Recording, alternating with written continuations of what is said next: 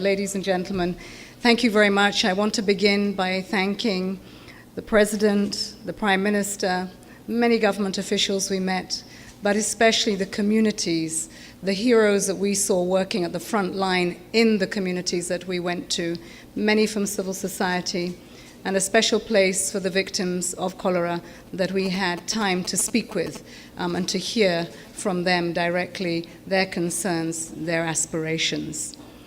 This visit is about the Secretary General's reaffirmation of the importance of Haiti to the United Nations. It comes when there is a new era of new leadership at the United Nations, in Haiti, in the government and also in the United Nations. It's important that we acknowledge the work that has been done, albeit we may have fallen short. Certainly, we have seen efforts that have been made that have yielded results such that we have a 99% reduction in the transmission of cholera. And I think the people of Haiti, the United Nations, the partners that we've had have all had a big role to play in this and should be congratulated. Having said that, the glass is half full, and the other half we must fill. In our visits to the field, we visited communities that had suffered from cholera. In fact, we just came back today from what we would say is the epicenter in Miribale. But yesterday we visited communities still suffering, where we had centers that there were children and women who had contracted cholera. We also went to the communities to see the rapid response teams doing fantastic work in identifying and trying to deal with the homes of who had children and women, and mostly children and women. This is where the burden falls. Lucky enough to meet one or two children that have recovered, and there may be many that don't, and that's where our hearts are heavy and we have to do something about it.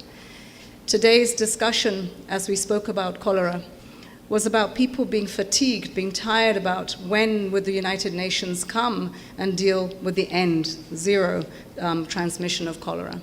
And while we acknowledge it's taken a long time, we also know that there are lessons to learn and that it's never too late, because every one life matters.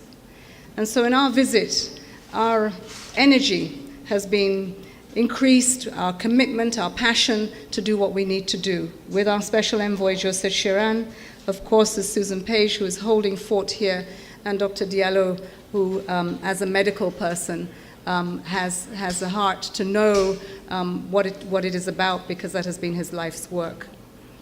We also visited some communities in Saint-Michel, where we saw community efforts by the church and women and men and young people, very young. I think they were about 9, 10, 11, who were involved in bringing an end to open defecation in their communities, in building toilets in their communities. Because if we are really to end transmission of cholera, we have to think about the water and sanitation. We have to think about how we approach the whole issue of sanitation, and that means that behaviors have to change. And here we see the partners coming together with the community and succeeding in small places, which means we can take it to everyone. We can leave no one behind. We also visited with the President his caravan, and there are many asks about the caravan and where it is going. And what we saw was a vision that was underscoring the importance of infrastructure. It was underscoring the importance of investing in Haiti, in agriculture, in roads, in water, in sanitation. And this is a first step. And that first step is important because it signals the direction in which the leadership of Haiti needs to go. However, it is fraught with many, many challenges. In order to take what the caravan represents to scale and to reach every Haitian, it requires partners to support the rule of law, strong institutions, human rights. It requires for us to embed that capacity in the institutions that need to service Haiti. It requires investments that will give us the internally generated revenue that we can pay for those services, so that we are not talking about whether we free the prisons or whether in fact we do health or education. For Haiti, you need to do all. But to do all is going to take us some time. The United Nations is not here for a quick fix. We're here for the long term. which is why we know that Haiti embraces the 2030 Agenda, the 17 Sustainable Development Goals. And it is off the back of those that we will not only see the end of that transmission of cholera, but we will also see a bright future for the young people of Haiti today. And that's where our hope lies. That's where we are committed to. That's the message that we bring from Antonio Guterres, the Secretary General of the United Nations. I'm a Nigerian, and so I know what it is like to be in a country that is developing, that has many, many challenges. We have a huge population. We have Boko Haram. We have militancy in the Niger Delta, but we still hope, we still achieve, and we still try to lay foundations every time we get the chance. And that's what's important for us, is to have that hope. And the United Nations has but to be the custodian of that around the world. I'd like to end by saying that there is an incredibly important part of this journey that we have not yet spoken to, and that is the sexual exploitation and abuse.